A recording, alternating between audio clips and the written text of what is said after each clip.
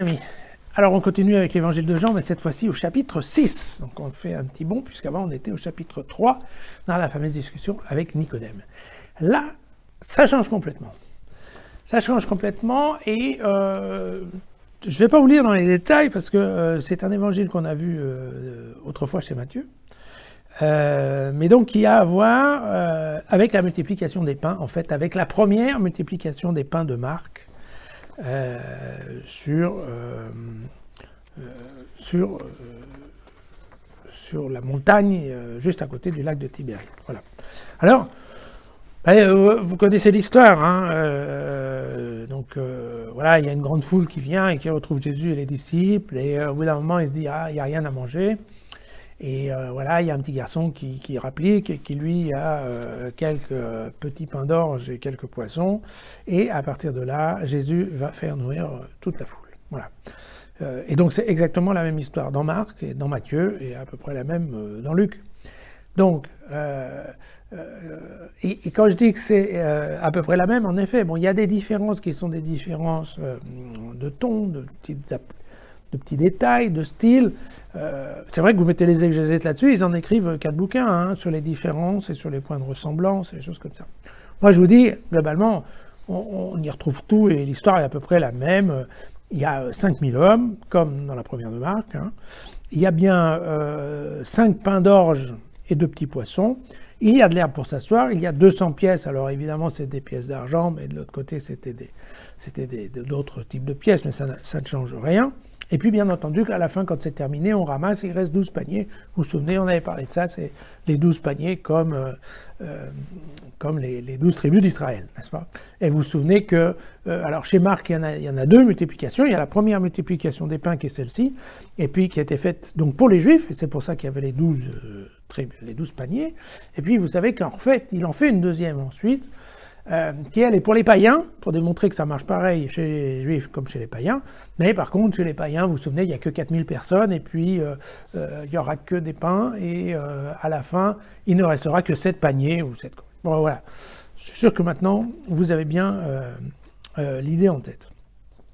Alors, ce dont je voulais vous parler, c'est qu'en effet, si on regarde un peu cette histoire-là, elle est racontée par les 4 évangélistes. Hein. Elle est racontée par les 4 évangélistes, et quelque part, ça veut dire, selon les critères, vous savez, qu'on donne d'historicité à ces textes-là, il y a quand même des chances que ça soit vrai, parce que effectivement, ça veut dire que Marc en a parlé, et qu'ensuite tout le monde a repris, y compris Jean, qui est quand même, on l'a vu, le plus calme, on va dire, parce qu'il est un peu plus tardif et que donc il voit les choses un petit peu d'une autre manière. Alors,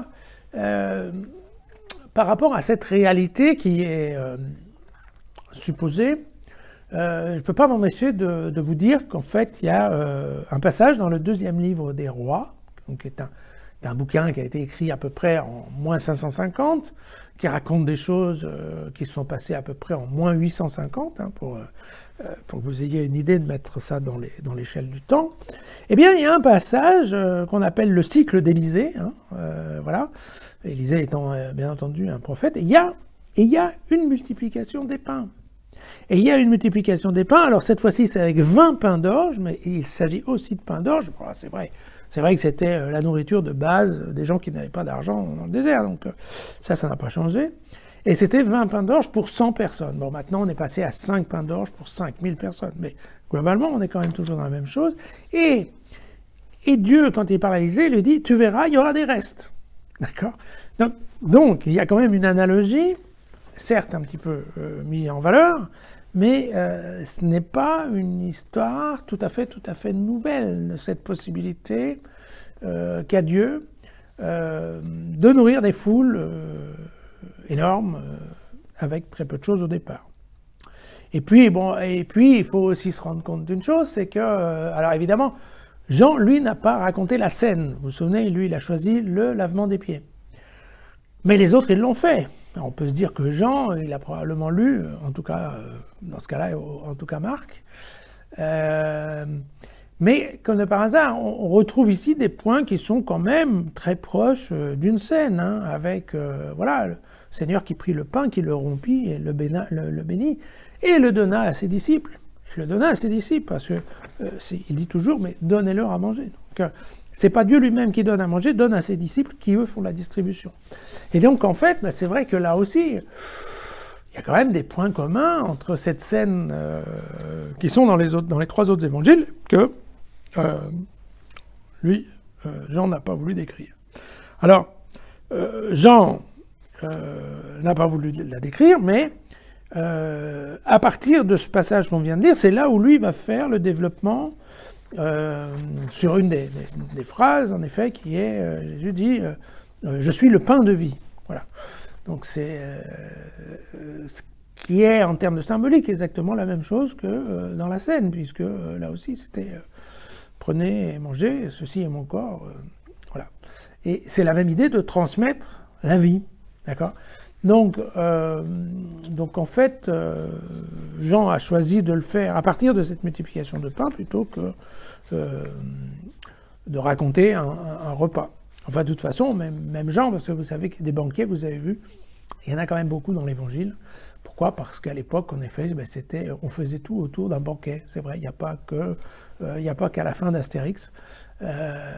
Effectivement, le banquet était une façon de se remémorer un certain nombre de choses. Donc, à toutes les fois où on signait un traité, où on signait des choses, on faisait un accord, eh bien, voilà, on faisait un banquet et normalement, on buvait de la cervelle froide, ou chaude, pardon. Donc vous connaissez Astérix peut-être aussi bien que moi, et donc il n'y a pas que des bêtises dans Astérix. Alors Jean, qui était un homme de symbole, eh bien, comment ça se passe ? Lui, il va profiter du signe de la multiplication des pains pour parler du pain de vie, d'accord ? Ensuite, il va utiliser un peu plus loin la guérison d'un aveugle, mais un aveugle de naissance, hein, pour être sûr que c'est quand même plus difficile, c'est pas quelqu'un qui a quelque chose dans l'œil, on arrive à réparer. Non, dans ce cas-là, c'est un aveugle de naissance, et donc on soupçonne que ce sont les parents qui ont péché à l'époque, et donc vous allez voir, en effet, il va utiliser la guérison de l'aveugle pour partir et faire un discours sur la lumière, hein, je suis la lumière du monde, en fait, c'est à partir de là que ça va démarrer. Et puis, il fera d'un autre épisode qui est la résurrection de Lazare, vous savez, son ami, le frère de Marthe et de Marie.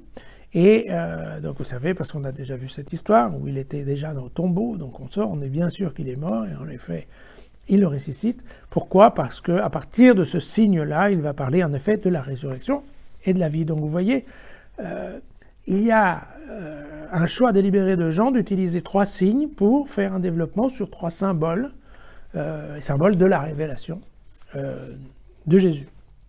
Alors, vous allez me dire à la fin, bon, on ne sait pas, ça s'est passé, ça ne s'est pas passé. Alors, ce qui est certain, il y a certainement eu, en effet, un grand repas en plein air du côté de Tibériade avec Jésus pour faire le maître de maison.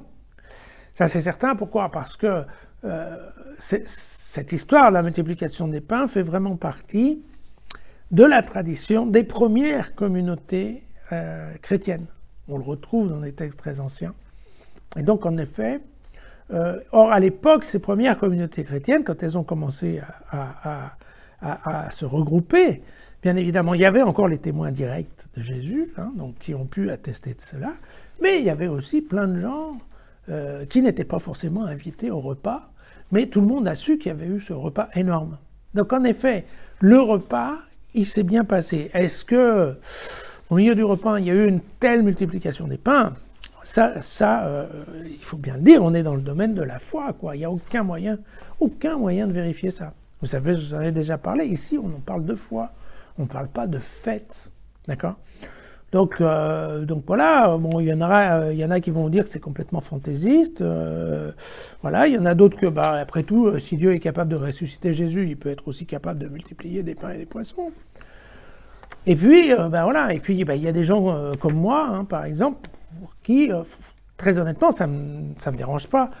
J'ai pas besoin d'être sûr qu'il y a eu effectivement une multiplication des pains physiques est réel pour croire que effectivement il existe un Dieu qui a envoyé Jésus et qu'il y a une vie éternelle. Donc encore une fois, c'est pas forcément un point très critique d'être sûr que ça s'est passé, parce que c'est la différence entre la foi et la connaissance, le savoir, la science, éventuellement. D'accord ? Donc, je pense que, voilà, à partir de ce passage, qui est archi connu, eh bien, on est libre, en fait, on est libre, et on n'arrête pas de le dire. Hein, la foi chrétienne, c'est une foi qui laisse les gens libres. Vous êtes libres d'y croire ou pas. Voilà, bien sûr, vous pouvez relire l'intégrale de cet évangile et du commentaire dans jésusfacile.com. Et puis, si la vidéo vous a plu, vous la faites circuler. Et en attendant, on se retrouve demain.